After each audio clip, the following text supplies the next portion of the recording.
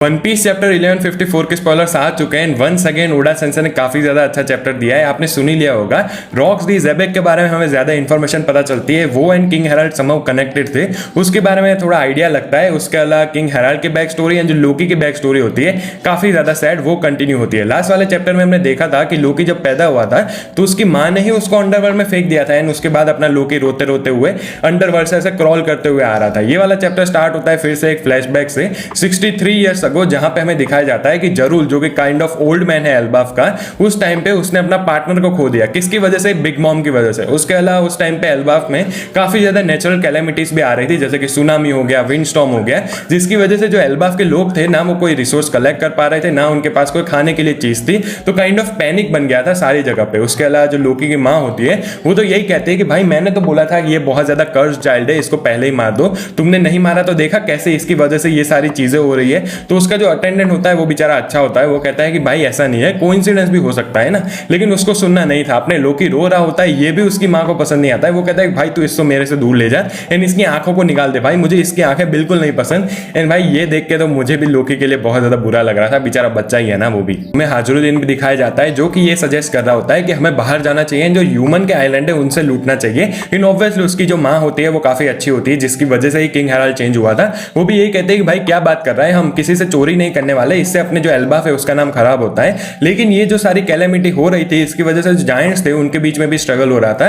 ये तभी जो दूसरे जायंट्स होते हैं ना एक दूसरे विलेज के, वही इनको अटैक कर देते हैं। उसके अलावा भाई जो सारे लोग थे उनको पता चल जाता है कि भाई कोई तो एक ऐसा प्रिंस बोर्न हुआ है जिसकी वजह से ये सारी चीजें हो रही है। एंड सबसे ज्यादा इजी क्या होता है, किसी के ऊपर ब्लेम डालना, इसकी वजह से वो लोकी को काइंड ऑफ अंदर ही अंदर हेट करना स्टार्ट कर देते हैं। उसके अलावा एक जायंट आता है, हाजुद्दीन को पकड़ता है एंड कहता है तेरे जो छोटा भाई है ना उसकी वजह से ये सारी चीजें हो रही है, तो छोटे भाई की कीमत किसको चुकानी पड़ती है? भाई बड़े भाई को। एंड उसको मारने जा रहा होता है, लेकिन तभी उसकी मम्मी बीच में आ जाती है, तो वो उसकी मम्मी को भी पकड़ लेता है, उसको मारने जा रहा होता है, लेकिन तभी अपने किंग हेराल्ड वापस आ जाता है। ऑब्वियसली उसको तो हरा ही देता है, लेकिन वो सारे लोगों को कहता है कि टेंशन मत लो, जो मैंने रिलेशन बनाए बाकी सारे देशों से वो काफी ज्यादा काम आ गए हमें। जो ह्यूमंस है भले ही उनका काम खाना वगैरह उनकी साइज भले ही बहुत ज्यादा कम हो, लेकिन उनकी जो विल है वो बहुत ज्यादा है। इसकी वजह से उन्होंने उनकी मदद की एंड बहुत ज्यादा खाना पहुंचाया एल्बाफ के अंदर, इतना खाना कि जो एल्बाफ का पेट है ना वो भर जाए। उसके थोड़े टाइम बाद लोकी की जो मम्मी होती है एस्ट्रिड, वो मर जाती है। मरते दम तक वो लोकी को कर्स करते हुए गई थी कि भाई क्या मैंने पैदा कर दिया है।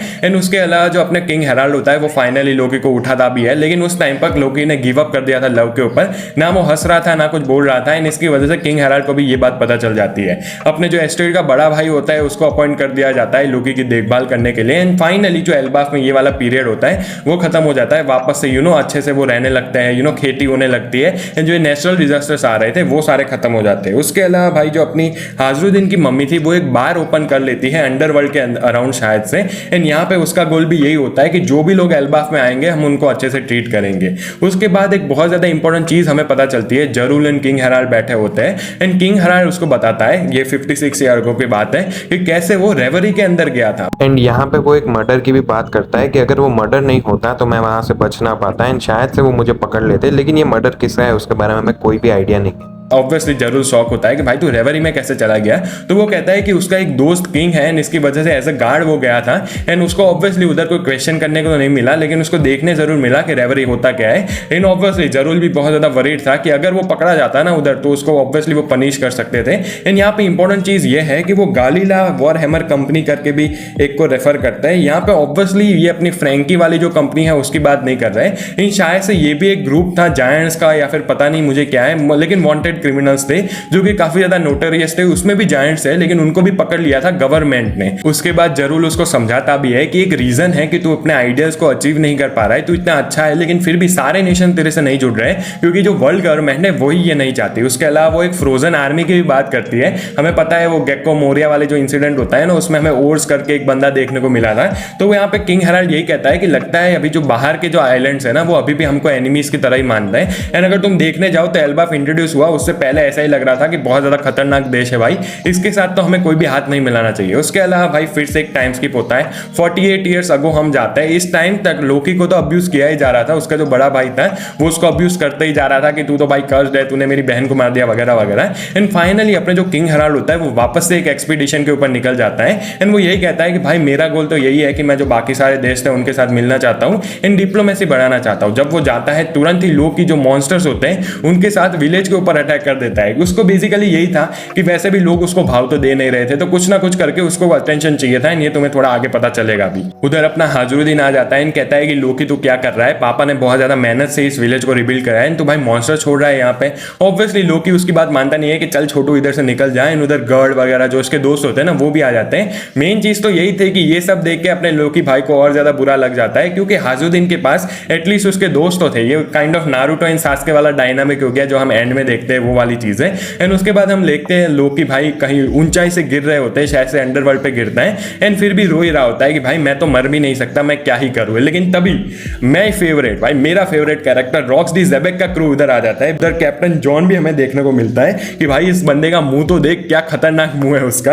एंड उसके अलावा अपना वाइट बियर्ड बेचारा बहुत ज्यादा अच्छा, बेचारे बच्चे को कहता है कि बेटा तू रो क्यों रहा है। लेकिन अपने रॉक्स दी ज़ेबेक भाई साहब उधर होते हैं एंड कहते हैं कि बेटा एक काम कर, मैं तुझसे 2 सवाल पूछूंगा एंड आई होप कि तू उन दोनों सवाल के आंसर देगा, क्योंकि अगर नहीं देखा तो तेरे साथ बहुत ज्यादा बुरा होगा। फर्स्ट सवाल वो पूछता है कि ये एल्बाफी है ना, एंड दूसरा सवाल वो पूछता है कि किंग हेराल्ड यही रहता है। इधर हमें रॉक्स दी ज़ेबेक का भी थोड़ा डिस्क्रिप्शन देखने को मिलता है कि रॉक्स दी ज़ेबेक एक ऐसा बंदा था जो कि 8 साल पहले किंग हेराल्ड से मिला था एंड उस टाइम पे सिंगल हैंडेडली उसने एक नेवी के जो मरीन एडमिरल होता है उसको डिफीट कर दिया था, जिसके बाद उसके सर के ऊपर बाउंड्री लग गई एंड उसको वांटेड मैन कहा गया। एंड ये बंदा बाप है ब्लैक बियर्ड का, जो कि अभी का एम्परर है। एंड यहीं पे ही ये वाला चैप्टर एंड हो जाता है भाई। एंडिंग बहुत ज्यादा पीक थी। रॉक्स दी ज़ेबेक का फाइनली हमें चेहरा देखने को मिल चुका है। ये बहुत ज्यादा इंटरेस्टिंग रिवील था कि वो ब्लैक बियर्ड का फादर है एंड उसके अलावा उस बंदे ने सिंगल हैंडेडली एडमिरल को हरा दिया था, रूकी, जब वो इतना ज्यादा नोटेरियस था भी नहीं। एंड उसके अलावा ऑब्वियसली हमें उसका क्रू भी देखने को मिलता है। भाई मुझे तो ये बंदा ऑलरेडी बहुत ज्यादा पसंद था। मतलब तुम सोचो कि गार्प एंड रॉजर को टीम अप करना पड़ा इसको हराने के लिए, तो क्या और रहा होगा इसके अलावा। तो भाई फाइनली हमें बहुत ज्यादा इंटरेस्टिंग चीज देखने को मिलने वाली है नेक्स्ट चैप्टर में। कोई ब्रेक नहीं है भाई, ये वाला वीडियो इधर तक ही रखते हैं। वीडियो पसंद आया तो लाइक कर देना, चैनल पर नहीं हो तो do subscribe. Thank you so much for watching, bye bye.